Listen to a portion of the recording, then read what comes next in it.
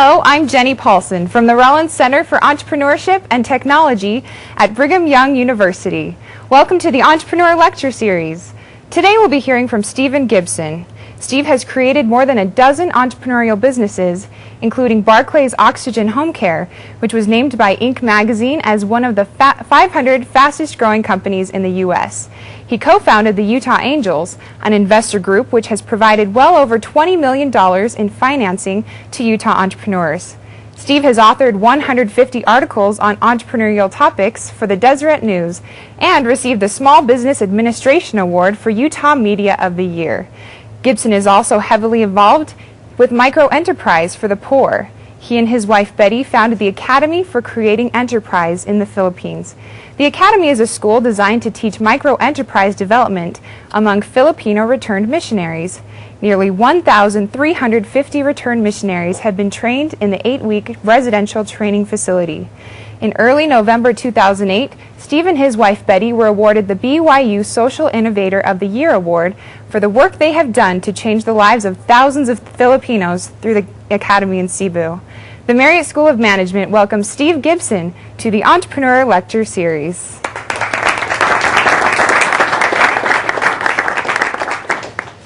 Thank you very much. This is my favorite thing to do, and that's talk to students. However, I think that round of applause was really for me, and I think it's appropriate that we give a round of applause to Jenny, who did a wonderful job. It seems to me like she was meant for television. Jenny? Today we're going to talk about business, and we're really going to talk about entrepreneurship. Now, you're at a great stage to be thinking about what you're going to be doing the rest of your life. Many of you have already decided, but I hope today, after we finish, you'll decide whether entrepreneurship is something that you ought to be involved in. I believe that everyone ought to be involved in entrepreneurship, so obviously I'm going to try and convince you that if you have the right habits that we're going to talk about, that you consider entrepreneurship as a career opportunity. Let's start out by looking at the definition of what business is. This is a subject that we teach here at the Marriott School about what business is in a class called 372, which is basic entrepreneur skills for the non-business major. The first thing we do the first day is the students come up with a definition of what business is. And the students have decided that business is an exchange of goods or services between two or more entities, with the primary motive be to make a profit for their efforts from each transaction. So the next question obviously is, what is entrepreneurship? Entrepreneurship is taking the economic risk to gather necessary resources and create an organization to solve a problem or a perceived problem. You know, in this class that we teach, so many of our students think of an idea that they want to start a business. And they actually start a business in class 372. But many of them fail to realize that true entrepreneurship means solving a problem, coming up with a solution. And we're going to talk about that as we spend time together. But before we do, I'd like to ask the question to you, are entrepreneurs born or are they made? Would somebody like to just raise their hand and respond to whether entrepreneurs are born or made? I think you have a comment. I was going to say I think entrepreneurs are made. A lot of qualities I think you're born with, but I think you have to develop a lot of characteristics in order to become an entrepreneur. I agree with that. However, I have to tell you about a phone call I got once from a doctor. It was a doctor that was bishop in a student ward. I was working with him as his counselor. And he called me from the Utah Regional Medical Center and said, "Steve, you've got to come right down to the hospital now." And I said, "Why? Is one of my family members sick?" And he said, "No, but you know, we've often talked about whether entrepreneurs are born or made." And he said, "We've just had an entrepreneur born here at the hospital today." You know, he's an honest man. He was a bishop. Surely he wouldn't lie. So I went running down there, and here's what I saw. Here's a little entrepreneur born. But I would agree with the student here who said entrepreneurs are made. I think entrepreneurs, sometimes some of their characteristics are maybe inborn, but I wouldn't have spent the last 15 years of my life thus far in working with students if I didn't believe entrepreneurs can't be made as well. So what we're going to do is we're going to talk a little more about what entrepreneurs do, and then we're going to discover the habits that entrepreneurs have.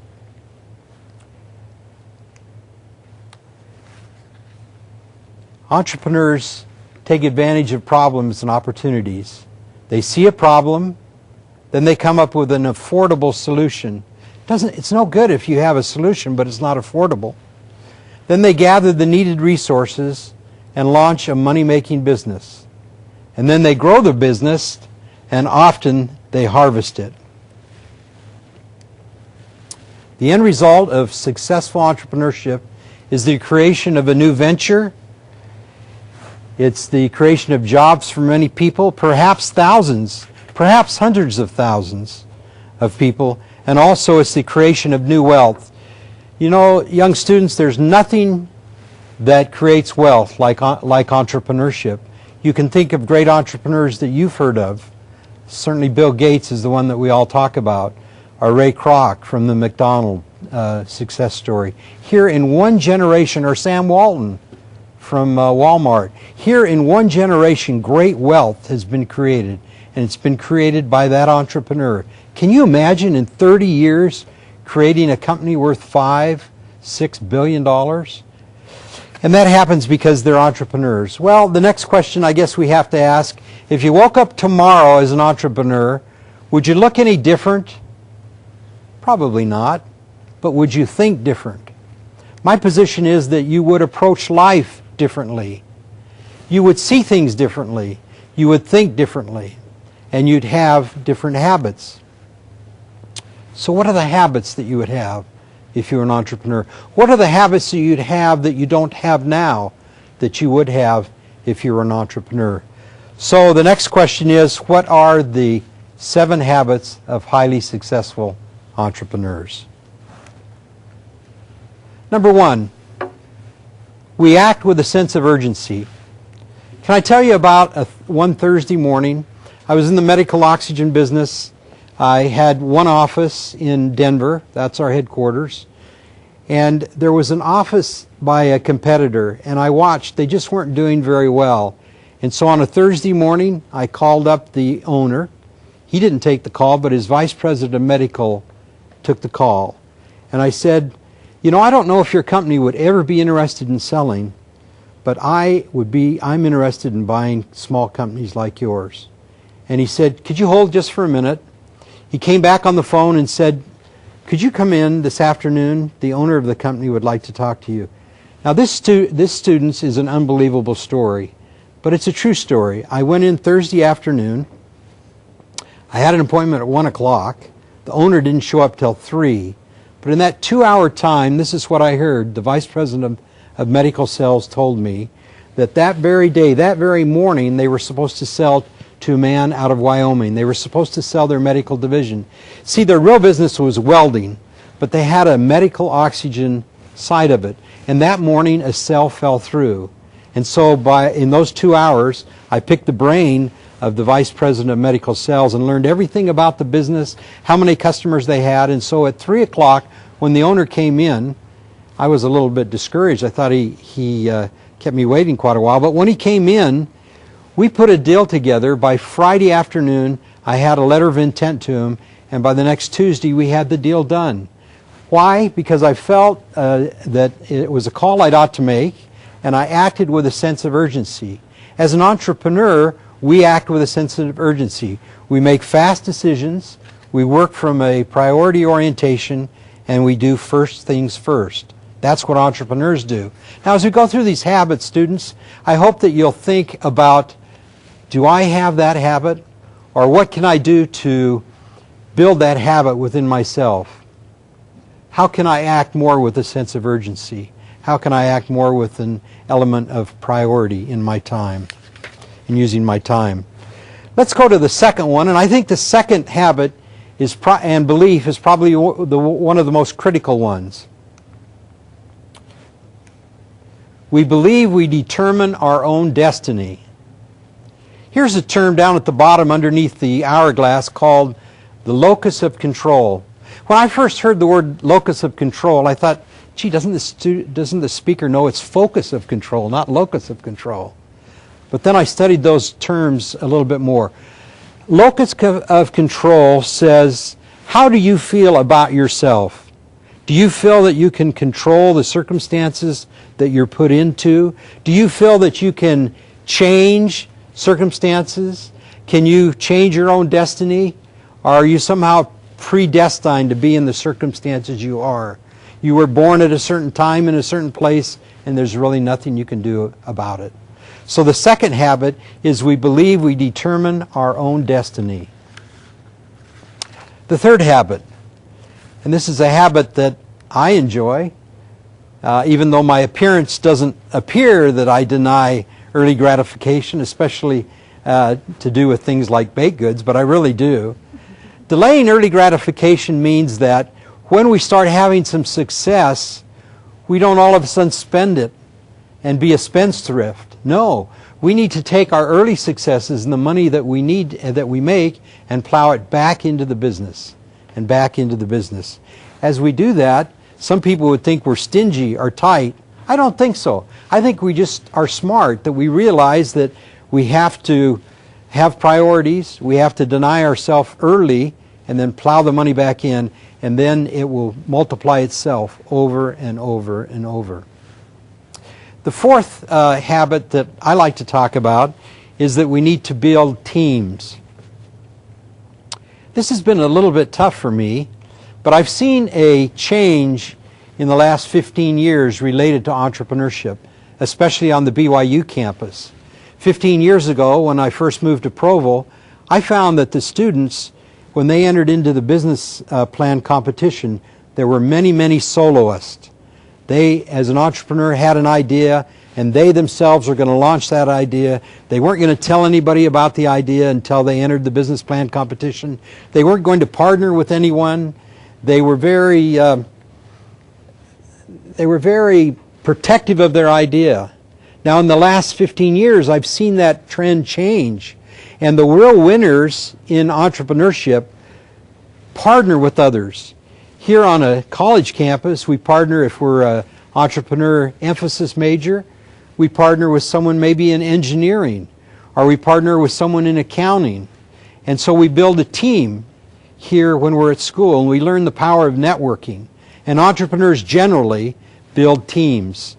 And I think we of our culture, I'm not sure why, we're a little slow with adopting, or should I say adapting to the idea that if we're going to be successful, we should do it as a team. In fact, as a study was once made that studied 2,000 businesses that started out with partnerships and 2,000 businesses that didn't. And they found that partnerships, if you start a business as a partner, the odds are 4 times as good that you'll have a successful business. 4 times as good. It was interesting, the person that told me about that, I said, well, does that mean that partnerships are more successful? He said that wasn't the study. The study was that if you start out as a partnership, you're 4 times as successful. The odds are 4 times as good that your business will be a success. So, as you can see, there are different ways to build a team. You can build it as partners. You can build it with friends. You can build it with fellow employees. You can do joint ventures, whatever. And one of the keys to building teams is, as we see here, is being charismatic. It doesn't mean all entrepreneurs are charismatic. I don't think that's a talent that I have. But it does say that many and most entrepreneurs are good at building networks. And sometimes I'm asked, if you could go back to college again, what would you do different? And I think what I would do, and my advice to you and anyone that will ever see this program, is build networks when you're in college. Build friendships with people in your same major. Work as teams in the classes that you're in. And that's the thrilling thing that I would do differently. I would build networks, and I hope you'll build networks, because there's great strength in networks. And that's what one of the great strengths of Harvard is, that they build a network, and they keep very much in contact with each other for the rest of their lives. And so I hope that as students and those that may be listening to this program will go about building networks. We embrace change. Wow. How do you feel about change? I know how my wife feels about change. She's getting used to it after 44 years. But it was hard at first, because I'm always interested in changing the status quo. I've always got a new idea, and I don't mind change. How do you feel about change? Would anybody be willing to explain how they feel about change, or if they hate it, or if they love it? I'd be interested in either response. Jill, how do you feel about change? You know, it's hard for me, but usually once I've made the change, then I realize that I'm happier once I do, but it's hard to do. Yes, I think it's hard when you're your age, and I think it's hard when you're my age. But I think that those golden years in between, that we have to realize that change is all about us, and so we need to embrace change. And you know, that's a difference between entrepreneurs and the bee people. Is it okay to call them the bee people? Who are the bee people? Are those keepers of bees? Anybody want to guess who the bee people are? The bureaucrats, all right? If you put a spectrum and you put entrepreneurs on one side and bureaucrats on the other, entrepreneurs embrace change. Bureaucrats don't embrace change. Change is hard for them. What's one of the things entrepreneurs do? We upset the status quo, and bureaucrats don't like that upset, but entrepreneurs do. Well, let's look at another habit. We focus on the customer. The customer is really, really important to us. And that's one of the strengths of being a small business person, is we can focus on the customer. We can ask, what are my customers' needs? How can I satisfy those needs? What are their wants? What can I do at a cost that the customer is willing and able to pay as we try and solve their problem? That's a real difference between small businesses and entrepreneurs and large businesses. Large businesses concentrate on how can we maintain the status quo? How can we keep all of our employees? What do we do about our budget? What do we do about our pension plans? Very, very different than the way the entrepreneur is thinking. The entrepreneur is thinking, how can I serve my customer better? How can I continue to satisfy his needs? How can I get him to return back and be a long-term customer? So it's the customer focus that entrepreneurs do. Entrepreneur habit number 7, which I think is about as strong of any of these 7 habits, is entrepreneurs are goal setters. Now, you're not strangers to the whole principle of setting goals. In fact, I would suspect at your age you're probably pretty tired about hearing about setting goals. But as for me and my family, goal setting really has made the difference between someone of average or maybe below talent, average and below learning skills, to be a successful entrepreneur. And that is all due to goal setting. I believe so strongly in goal setting. But goal setting, if they're not written down and reviewed often, are just really wish lists. And if you don't have a deadline, they're just a wish list. So goal setting is a very, very, very important habit. I've recently compiled a book called Success Beyond the Bottom Line. And in that book, we interviewed 16 entrepreneurs, and we found repeatedly they are strong goal setters. They focus on the present and the future. They measure their progress. They measure it in writing. They review their income statements and see how their income statements are doing based on what their goals are. Because they're goal setters, they're results oriented, and they're bottom line people. So as we talk about these habits, we want to encourage you to set goals and become more bottom line oriented. I'd like to just tell you quickly about a habit that we have in our family. At least we did until I guess I turned 60. Every year on New Year's Eve, instead of going to a New Year's party, my wife and I would slip off to a motel where we would at least spend an hour reviewing our goals that year and making new goals for the next year. Then we'd go to the New Year's Eve party, and then we'd leave early and go back and continue to work on our goals. And we made goals in a physical area, in a social area, a spiritual area, a financial area. And many, almost without exception, all those goals have been realized. Would anybody dare to guess, looking at me, what goal I have not been able to realize on that list? Anybody? My bodybuilder, yes. I built the body, but I built it too big. That was one goal that we were not successful in. But my wife, bless her heart, has been successful in the physical area as well. So, we'll talk a little bit more about goal setting. I would just like to say that entrepreneurs have a desire to achieve. They're motivated to achieve, and the way they keep score is they are goal-oriented, so they write where they are now, and then they track where their progress. They review their goals. I like to review them on Sundays. They review their goals, and then they become achievement-oriented. Here's a little quote by one of my favorite people. That's a joke. That's me. It's never too early or too late to write down your goals and start reviewing them often. And this next quote is a quote by our current prophet. I don't know when he said it, but it's a great, great quote. It says, when performance is measured, performance improves. When performance is measured and reported back, the rate of improvement accelerates. So who can an entrepreneur report to? Who are they accountable to? Well, if it's a woman, she may be accountable to her husband. In my case, I was accountable to my wife. I would review my progress with her.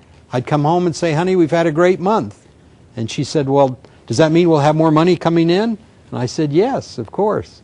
So part of the principle of an entrepreneur and part of the idea of having teams is if you're a partner, you have a partner to report to. You have a partner that you can report your performance to and you can review. As you review your performance is measured, and as you review it, it's accelerated. So you progress faster. Here's another goal here's another habit. You know, we talk about 7 habits. Well, I've been a little generous. You know, entrepreneurs aren't always good with math, and so I've really got 7 plus 3. And this is number 8. We see opportunities where others see problems. It's so interesting in this class 372 that I mentioned to you earlier to watch the students in their teams as they work together. Some teams zero in on accomplishing the task at hand, and that is their whole focus. Other teams get so caught up in getting along with one another that they never make any progress. And in my particular class I'm teaching now, this one team, they've already threatened to fire someone. He quit. Now they're down to 4, and I got an email over the weekend that the 4th member wants to quit. They aren't focusing on the goal of achieving a certain revenues. They're focusing internally. And so, as we're saying here, an entrepreneur focuses on the opportunity, not the problem. So that would be the 8th habit. Problems are something to be dealt with and solved, and we learn to create systems to solve recurrent problems. Number 9 will not be new to you. Being a lifetime learner is a habit that many entrepreneurs have. I partnered with a fellow, and he won't mind me telling you this. His name is Jonathan Kuhn. Jonathan Kuhn started 1-800-CONTACTS. How many of you have ever bought contacts from 1-800-CONTACTS? A few of you. Okay. He told me once he read, this was a while ago, I read 100 magazines a month, he said. Wow. Talk about a lifetime learner. Entrepreneurs tend to be lifetime learners. We're either reading books, we're studying surveys, we're reading trade journals. The last book we read was not when we were in college. It was today. This morning I haven't read 2 complete books, but I've read 3 books this morning already. So we're lifetime learners. We always want to be learning. Okay, now the 10th goal. The 10th habit, sorry. The 10th habit is best described by telling you about the individual that said it. I'm going to ask you students, one of you, to raise your hand and tell me who Winston Churchill was. Okay, we have a hand.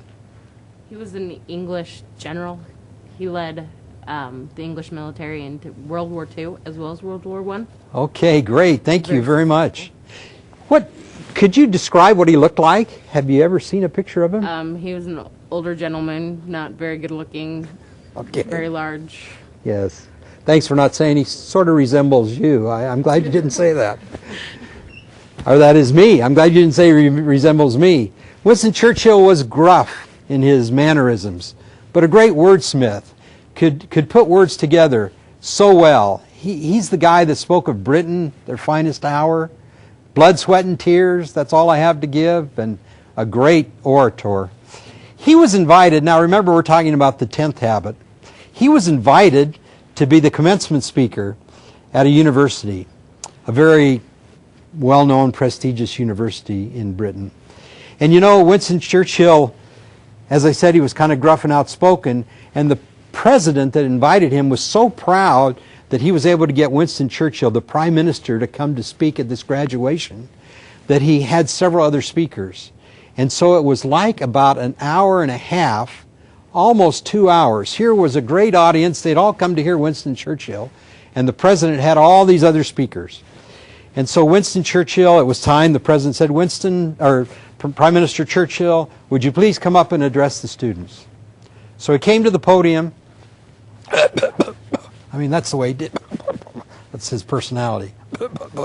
And he said, never give up. And then he went and he sat down. You know, obviously the professor was very embarrassed about this whole thing. Here he'd got together thousands of people to hear Winston Churchill, and Winston Churchill only said 3 words, never give up. Well, the president of the university said, Prime Minister Churchill, please, all these people have come to hear your wisdom. Would you please come back and give a longer speech? So Winston Churchill again got up at the podium and said, never, never, never give up. And that's what entrepreneurs do. They never, never, never give up. I hope as you consider your career in the future that you'll decide that you want to develop some of these habits. These habits won't do you wrong no matter what you consider doing. We've written them and prepared them especially for the entrepreneur. But you can see that habits of let's say you control your own destiny and you approach life that way, will do you well whatever your major is, whatever your career is. Or the habit of goal setting, having written goals. It's a great habit. Or never, never, never giving up. A great habit. So I hope you'll find that these 7 plus 3, these 10 habits will be meaningful to you. Well, I want to quote one other very well-known person, and then I'll end with one final quote. Who was Mark Twain? Who would like to tell me who Mark Twain was? Okay. Greatest 19th century American author, Samuel Clemens. Yes. Wrote Huck Finn. Huck Finn, great. Some good one-liners. Some good one-liners. Thank you so much for that. And I hope all of you knew who Mark Twain was, and I hope all of you knew who Churchill was. Mark Twain said this in talking to a group of young people. And it's kind of sobering, but this is what he said. 20 years from now, you will be more disappointed by the things you don't do rather than the things that you do.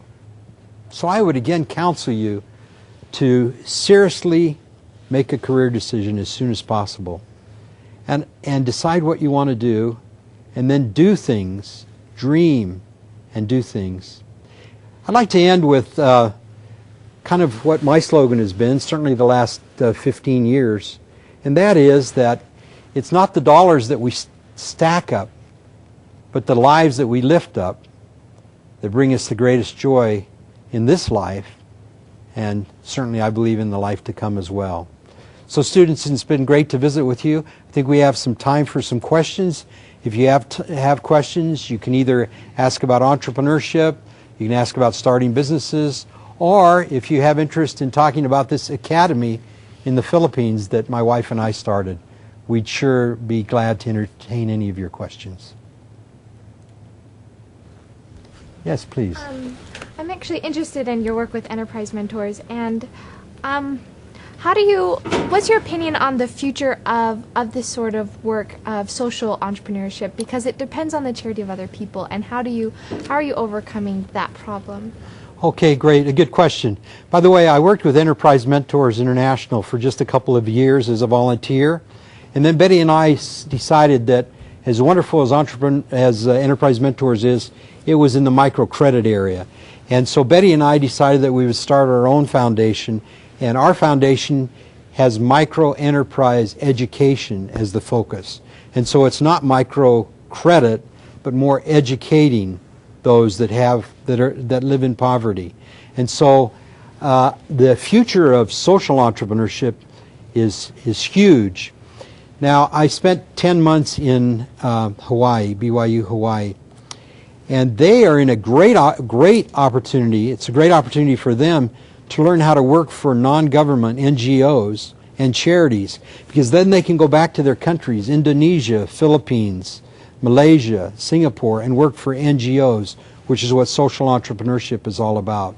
I would just say quickly that the difference between entrepreneurship that we've talked about today and social entrepreneurship, which is a relatively new joining of two words. Social entrepreneurship, as we said, entrepreneurship is about finding a problem and coming up with a solution, with profit being the major motivation. Social entrepreneurship is all those same habits, all those same skills, but the motivation is not to make a profit, but to solve a social problem. And I think we'll hear many, many great stories of the heroes in the field of social entrepreneurship. Thank you. That's a great question, by the way. Yes, please. So your first habit, you said that it's important to act with a sense of urgency. How do you then balance that with the importance of doing due diligence and making sure that you're making the right decisions versus just making decisions quickly? That's a great question. Why don't you tell us what due diligence is? So meaning doing the proper research. So if you're going to enter into business with someone, making sure you understand their background and maybe understanding their financial statements, etc. Sure. Well, you know, it's interesting. That's an excellent question. What is a sense of urgency? If you can put a deal together in 3 days, 3 months, in some areas, 3 months is a slow deal. So I think a sense of urgency just means that, first of all, that as you get an inclination or an instinct, that you act upon it. Secondly, we put this deal together very fast that I told you about, buying this company in just a matter of a few days. What I didn't tell you is that the deal was put together, but then the due diligence started. So we worked with a sense of urgency to say, okay, you've said that this is what your company is, and if your company is this, then we will pay you this amount. If you have misrepresented yourself, we'll either pay you less. And so we put the deal together as far as, we would say, a letter of intent very quickly. But as far as the exchange of money, it took really less than a month, so it was still very quick. But due diligence is important. And before we started our academy in the Philippines, we did focus groups. We went to BYU Hawaii and interviewed the Filipinos there. Then we went to the Philippines and interviewed 4 different groups. So moving with a sense of urgency does not mean not doing due diligence. That's an excellent question. Thank you so much. Yes, please. Now, why did you choose the Philippines to start your work Start our there? charity work? Yeah. Our microeducation work? A great question. I can give you 3 quick reasons. One, there are 600,000 Latter-day Saints in the Philippines. Number 2, they speak English. Back to point number 1. The Philippines has more Latter-day Saints in it than any other country except for the United States, Mexico, and Brazil. 600,000. So number 1, lots of Latter-day Saints. Number 2, they speak English. Number 3, a dollar goes a very long ways in the Philippines. We pay our teachers who run the academy, let me tell you, before I tell you how much, it's a very adequate salary. They're very excited to work there. Their heart's there, but also they feel comfortable with the salary. We pay them $400 a month, and that's very, very good living there. So the third area is how far a dollar goes. And fourth, you know, my body is American and my mind is American, but I like to say my heart is Filipino because they are such a gracious people. Plus they're short, and I'm short. They're always shorter than me. Plus they love fat people. So, I mean, how could I go wrong? So there's 5 good reasons. Please. With your microenterprise education, what are your main goals and objectives in teaching these people, and how do you actually go about doing that, especially being aware of their culture and the needs that they have there? That all. Boy, you guys are great. All your questions are so great. Well, first of all, culture is very important. But you know, there are some, I guess I would say that, I need to be careful here, but I would say that some cultures, it's culturally acceptable to have clean water, good education, and have good habits. Filipinos have good habits, but some of their cultural things is that cultural thoughts are that they want to be so generous that they're all equally poor. Therefore, they are all suffering the same way, and they all die early. They have a high mortality rate. That is, their children die early. And so culture, we never talk about American culture versus Filipino culture. In fact, as one of the questions that I'm asked the first day, as they move into the academy for 8 weeks, I say, we're going to start at 7:45 every day. And you know what they say? Their first question? Is that Filipino time or is that American time? Now, what's the right answer? It's the time of success. It's the culture of success. So we don't teach the culture of Americanism. We teach the culture of success versus the culture of failure. So they come in for 8 weeks, and we do case study work, we do small group work, we do peer teaching, and then they actually start companies when they're there for those 8 weeks.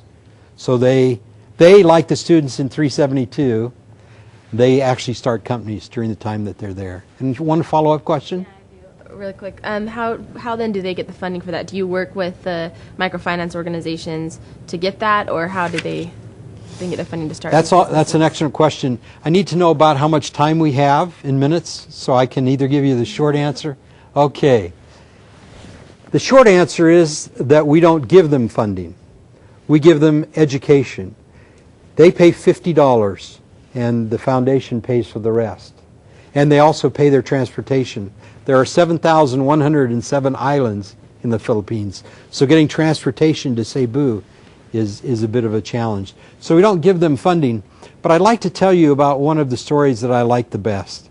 This guy's name is Jonathan, a returned missionary. He'd been home from his mission about 6 years before he came to the academy. He had just been laid off or fired because there was a new mayor in his town, and he worked in the government. He came to the academy, and we said, we're going to teach you how to start a business with almost no money.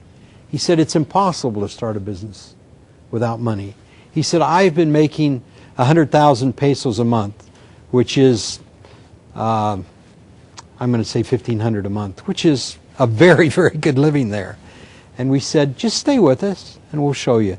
At the end of 8 weeks, he went back to his little community, and he was kind of scratching his head, trying to figure out what problem he could solve, what business he could be in. And he kind of hung around where there were a lot of kids coming out from high school. And he overheard one student ask another one, where can I get some copies made? My assignment is due, I need to make copies. And the other student said, there's no place in our city that you can make a copy. And so Jonath thought to himself, well, is that a problem that I can solve? And so he found, first of all, he found a little space in an office supply store. They didn't have a copier in this office supply store, but they had a little space.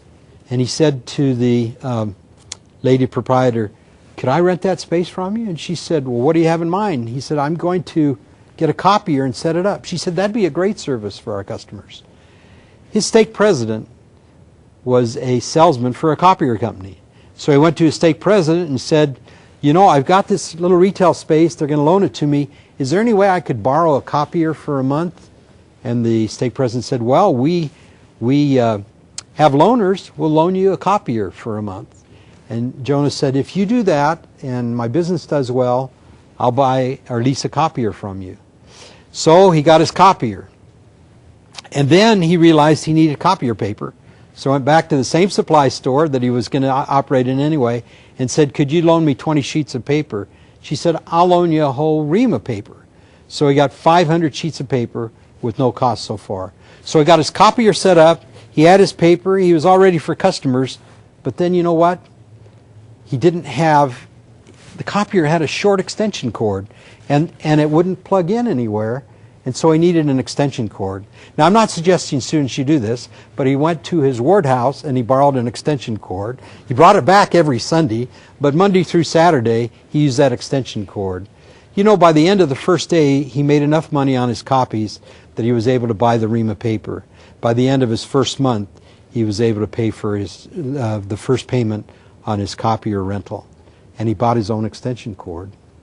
Today, Jonath has his own copier center, and not only is it a copier center, but he prints ID cards for schools all over his province, and he prints big things like for signs, outdoor signs. And so Jonathan had no money when he started.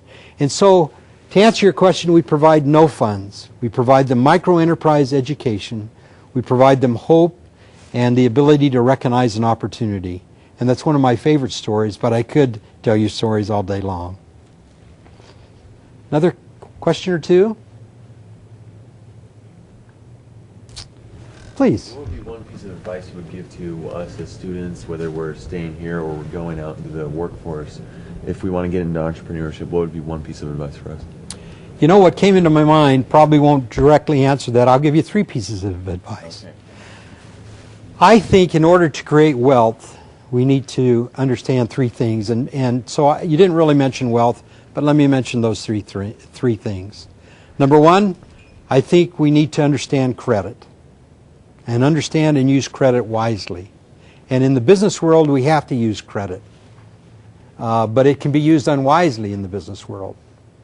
Number 2 is important no matter what you're doing, whether you're working for a salary, whether you're not working for a salary, whether you're self-employed, you have a business, or you're an investor. And number 2 is understand taxes. Understand taxes. And as you grow and get a little older, you're going to find that tax rates are going to continue to go up. And maybe within the next 24 months, tax rates will go up. So you have to start making decisions based on tax implications. I don't make a business move without a phone call to my CPA and just say, what are the tax ramifications of this? I'm proud to say I've had the same CPA since 1972. The only person that's been longer in my life than my CPA is my wife. And that's been great too. Number 3 is, I believe, because of the wisdom of using credit wisely, the wisdom of using understanding taxes, that each of you should have a business of some sort. If you're working for a salary, that's fine. Have a business on the side. I remember the days of writing as a cub reporter at the Deseret News. It was less than a year after I got out of the military, having been drafted in the Vietnam War area or time frame. I was writing for the Deseret News, but I had 2 businesses on the side. So those 3 ideas: remember, understand credit, use it wisely. Number 2, understand taxes. And number 3, have a business on the side. Even as students, there are many expenses that can be legitimately written off. Use of computers, if you use it in a business, your cell phone, some aspects of your use of your car, and so forth. So that's my answer. All right. I think we're done for today. Students, I really want to thank you. I appreciate the opportunity so much to speak to students. I think you people of your age are so exciting, and I just appreciate it so much. So thank you very much, students.